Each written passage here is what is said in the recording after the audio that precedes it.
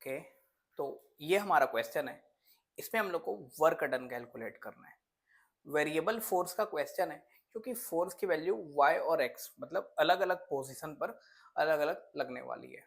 ठीक है, दो डायरेक्शन में डिस्प्लेसमेंट होता हुआ दिख रहा है x और y एक्सिस में। ठीक है, तो हम लोग वर्क का फॉर्मूला जब वेरिएबल फोर्स होता है तो लिखते हैं F डॉट डी एस। और ये ds को मैं ब्रेक कर लिया x एक्सिस और y एक्सिस के लिए, तो dx आई कैप प्लस dy जे कैप, और उसको मैं यहाँ लिख दिया।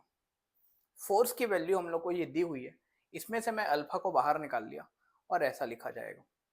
अल्फा की वैल्यू -1 न्यूटन पर मीटर दिया हुआ है। ठीक है, यूनिट देखो, ये न्यूटन पर मीटर में होगा तभी वो मीटर से कैंसिल होगा तो आंसर न्यूटन में आएगा। ठीक है, तो अब हम लोग वैल्यू डाल दिए, फोर्स की वैल्यू यहाँ पे, इसको यहाँ पे, मतलब मेरे को बार बार आई से और जे का जे से डॉट को मेरे को देखना पड़ेगा। और मेरे को जो कैलकुलेट कर रहा है वो पूरा ए से लेकर घूमते हुए ए से बी में जाऊंगा, बी से सी, सी से डी, डी से ई, ई से एफ और एफ से ए तक जाना है, मतलब पूरा मेरे को क्लोज करना है। तो मेरे को जो वर्क डन है वो मेरे पूरे क्लोज पाथ का है। ठीक है, क्लोज कर लेते हैं। जब ये क्लोज पाथ को मैं ओपन किया तो अलग अलग पार्ट में ब्रेक कर लिया। ए से बी में जाऊंगा तो कितना हो रहा है, बी से सी में कितना, तो ऐसे उसको सारे पार्ट्स में ब्रेक कर लिया और फाइनली ए तक पहुंच गया। अब ए से बी तक की कहानी देखते हैं। जब ए से बी जा रहा हूँ ना, तो कौन सा एक्सिस चेंज हो रहा है, केवल एक्स एक्सिस, उस समय वाई एक्सिस चेंज नहीं हो रहा है। मतलब जब ए से बी जा रहा हूँ तो डी वाई वाला टर्म जीरो हो जाएगा, तो यहाँ बचेगा डी एक्स आई कैप। और जब इसके साथ डॉट करूंगा तो आई का आई के साथ ही करूंगा, तो कितना लिखूंगा, वाई डी एक्स। कितना लिखूंगा, वाई डी एक्स। और जब ए से बी जा रहा हूँ ना, तो ध्यान से देखेंगे तो उस समय y की वैल्यू 1 है हमेशा, तो यहाँ y को मैं कितना डालने वाला हूँ, 1। ठीक है, और a से b जा रहा हूँ तो मैं x में कितना चेंज कर लिया, 0 से लेकर 1 तक चला गया। तो जब a से b जाऊंगा तो ये कहाँ से कहाँ जाएगा, 0 से लेकर 1 तक x चेंज होगा dx। ठीक है, b से c का भी सोचते हैं वैसे ही। जब b से c में उतर रहा हूँ ना, तो केवल y एक्सिस चेंज होने वाला है, देख रहे, तो dx वाला टर्म उसमें 0 हो जाएगा, तो केवल डी वाई जे कैप बचेगा। तो जे का जे से डॉट करना पड़ेगा, मतलब मैं यहाँ लिखूंगा 2x dy, 2x dy।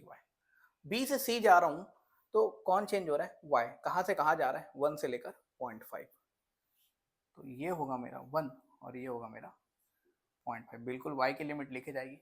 और जब b से c जा रहा हूँ तो उस समय x कितना है, 1, मतलब ये x की वैल्यू को मैं कितना लिखूंगा, 1। चलो सी से डी का देखते हैं। वैसे सी से डी जा रहा हूँ तो कौन चेंज हो रहा है, केवल एक्स, तो उस समय डी वाई वाला टर्म 0 हो जाएगा, तो एक्स का इससे आई का आई से करूंगा तो लिखूंगा y d x, y d x. ठीक है, और जब सी से डी जा रहा हूँ तो उस समय वाई कितना है, 0.5, मतलब वाई को मैं डालने वाला हूँ 0.5। और डी एक्स की लिमिट देखते हैं, सी से डी जा रहा हूँ तो लिमिट कहाँ से कहाँ, एक्स की वैल्यू 1 से 0.5 हो रही है, तो एक्स की वैल्यू 1 से 0.5 हो रही है। अब थोड़ा जल्दी लिखते हैं, डी से ई का लिखते हैं, तो इसमें केवल y चेंज हो रहा है, तो ये वाला टर्म मतलब 2x dy। डी से ई जाऊंगा तो लिमिट लिखूंगा y का कहाँ से कहाँ तक, 0.5 से लेकर 0 तक, 0.5 से लेकर 0, और इसमें x कितना है, हमेशा इस टाइम में x कितना है, 0.5, तो x को कितना डाल दूंगा, f e से f का लिखते हैं, तो इसमें कौन चेंज हो रहा है, केवल dx चेंज हो रहा है, तो dy वाला टर्म गायब हो गया, तो जब इसका i से करूंगा तो y dx लिखूंगा। लिमिट x की लिखेंगे, x की वैल्यू 0.5 से 0 हो रही है, 0.5 से 0 हो रही है, और इस समय y कितना रहने वाला है, इस समय ये तो पूरा x एक्सिस है, तो y कितना रहेगा इसमें, 0। और f से a का लिखते हैं, तो इसमें केवल y चेंज होगा, तो dx वाला टर्म 0, तो dy का j से करेंगे तो 2x dy। और f से a जा रहा हूँ तो लिमिट dy की कितनी, 0 से लेकर 1 जा रही है, 0 से लेकर 1, और इस समय पर x कितना है, ये तो y एक्सिस है, ओरिजिन वाला ही है, तो इस समय पर x तो पूरा मेरा 0 है। ठीक है, और इसको हम लोग कैलकुलेट कर लेते हैं, तो देखें कि वैल्यू कैसे डाले हम लोग, बिल्कुल कितना आया देखते हैं। चलो अल्फा बाहर सबके लिए निकाल लिया था मैं। इसमें y को 1 लिखा तो 1 का हो गया x, और x का लिमिट डालूंगा 1 से लेकर 0 तक, तो 1 माइनस 0 मतलब हो गया 1। ठीक है, इसमें 2 बाहर निकल गया, बचा x को तो 1 डालना है। हाँ ठीक है, तो ये हो गया 2, 2 बाहर निकल गया, तो dy का हो गया y, और y की लिमिट 0.5 से 1, 0.5 माइनस 1 मतलब माइनस 0.5, और उसका मल्टीप्लाई 2 से, तो माइनस लिख दिया। ठीक है, इसको देखते हैं। 0.5 तो बाहर निकल गया, तो बचा x, मतलब 1, 1 का x, और x के जगह में 0.5 से 1, 0.5 माइनस 1 मतलब माइनस 0.5, तो ये 0.5 तो बाहर निकला, और एक और 0.5 माइनस यहाँ लिख दिया। ठीक है, इसकी बारी। 2 इंटू 0.5 1 हो गया, 1 बाहर निकल गया, 1 बाहर निकल गया। अब लिमिट डालेंगे 0 से लेकर 0.5। ठीक है, 1 मतलब y हो गया, y की लिमिट डाल रहा हूँ, 0 माइनस 0.5 मतलब माइनस 0.5।